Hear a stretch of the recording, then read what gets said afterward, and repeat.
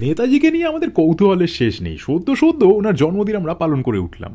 তাকে নিয়ে কত কনস্পিরেসি থিওরি রয়েছে। কেউ কেউ বলে নেতাজি নাকি গুমনামি বাবা হয়ে ফিরে এসেছিলেন, আবার কারোর মতে তার নাকি মৃত্যু হয়েছিল রাশিয়ায় কোনো সিক্রেট এজেন্টের হাতে, আবার কেউ কেউ বলেন তিনি নাকি বিমান দুর্ঘটনায় মারাই যাননি।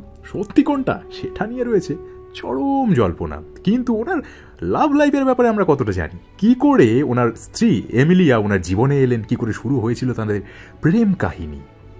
ইন্টারেস্টিং, তাই না?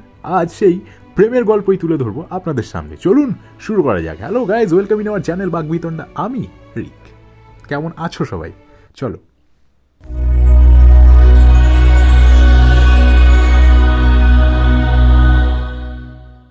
অস্ট্রিয়ায় থাকাকালীনই নাকি এই এমিলির প্রেমে পড়েছিলেন নেতাজি সুভাষচন্দ্র বসু। সে এক বড় অদ্ভুত কাহিনী। 1910 সালের 26শে ডিসেম্বর অস্ট্রিয়ার ক্যাথলিক পরিবারে জন্ম হয়েছিল এই এমিলির। তার ঠাকুরদা ছিলেন একজন মুচি আর বাবা ছিলেন একজন পশু চিকিৎসক।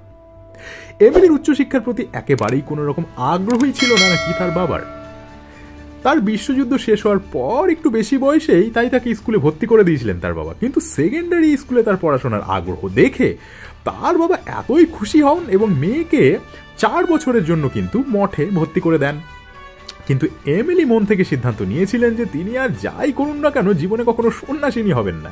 সে কারণে তিনি আবারও স্কুলে ভর্তি হন এবং 20 বছর বয়সে তার পড়াশোনা শেষ করেন। এরপর গোটা ইউরোপ মহাদেশ জুড়ে শুরু হয় দ্য গ্রেট ডিপ্রেশন নামের বিপ্লব। এই সময় অনেকেই বেকার হয়ে পড়েছিলেন। সেই তালিকায় ছিলেন এমিলিও। এমিলি এবং সুভাষের মধ্যে একজন কমন বন্ধু ছিলেন যিনি দুজনকেই কিন্তু খুব ভালো করে চিনতেন। তিনি হলেন ভিয়েনায় বসবাসকারী ভারতীয় পদার্থবিদ ডক্টর মাথুর।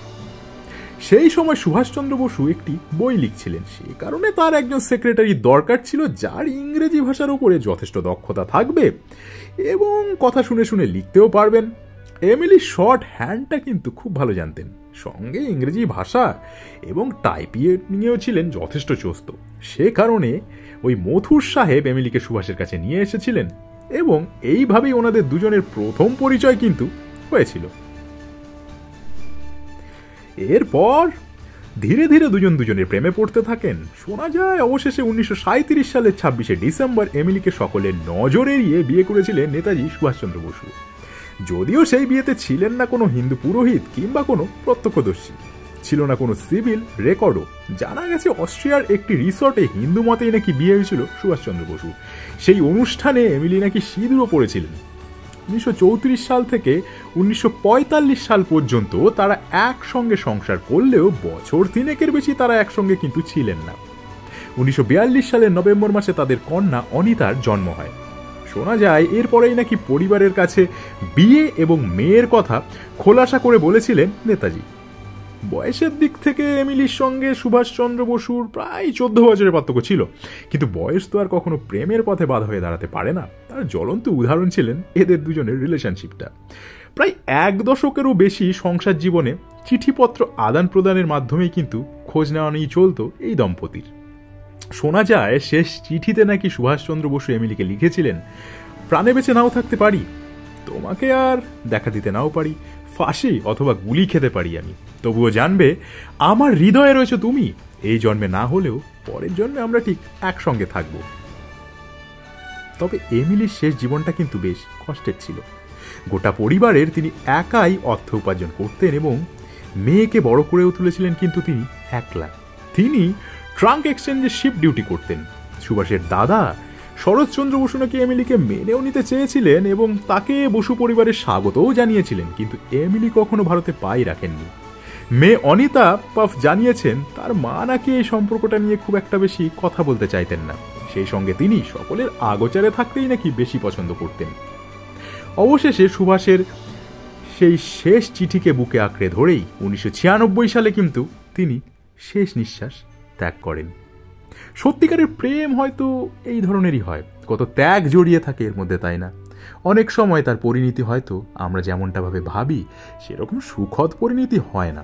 সত্যিকারের ভালোবাসাকে জিইয়ে রাখার জন্য উভয়কেই, মানে যারা সত্যিকারের ভালোবাসার মধ্যে আছে তাদের দুজনকেই ত্যাগ করতে হয়। আর দেশের থেকে বড় সত্যিকারের ভালোবাসা আর কি হতে পারে, যেই ভালোবাসা জৈবিক পদার্থিক সমস্ত কিছুর ঊর্ধ্বে। সেই ভারত মাতার জন্যে কিন্তু আমাদের সবার প্রিয় নেতাজি সুভাষচন্দ্র বসু ছেড়েছিলেন নিজের পরিবারকে, নিজের কাছের জনকে, নিজের আত্মীয় পরিজনকে এবং নিজের সমস্ত সুখ সমৃদ্ধিকে। তাই ওনাকে আমরা এই 23শে জানুয়ারি ছাড়া আর কতটাই বা শ্রদ্ধা দিই, কতটাই বা ভালোবাসা দেখাই? আমাদের কি উচিত না আর একটু বেশি ভালোবাসা আমাদের এই মহান দেশপ্রেমিকের জন্য দেখানো, তাকে অপমান না করা, আর একটু বেশি সক্রিয় হওয়ার সময় কিন্তু চলে এসেছে। অনেক সত্য আমাদের সামনে এখন উন্মোচিত হচ্ছে, ভবিষ্যতে হয়তো আরও হবে। দরকার একটু সহযোগিতা, একটু সাপোর্টের। তাই নেতাজিকে বুকে আঁকড়ে ধরে একবারের জন্য বলুন জয় হিন্দ। ভালো থাকবেন, পাশে থাকবেন এবং কমেন্ট করে জানাবেন নেতাজির ব্যাপারে আননোন কোন ফ্যাক্ট আপনারা জানেন, আর কোন টাইপের ভিডিও আমরা দেখতে চান আপনারা, সেটাও জানাতে ভুলবেন না কিন্তু।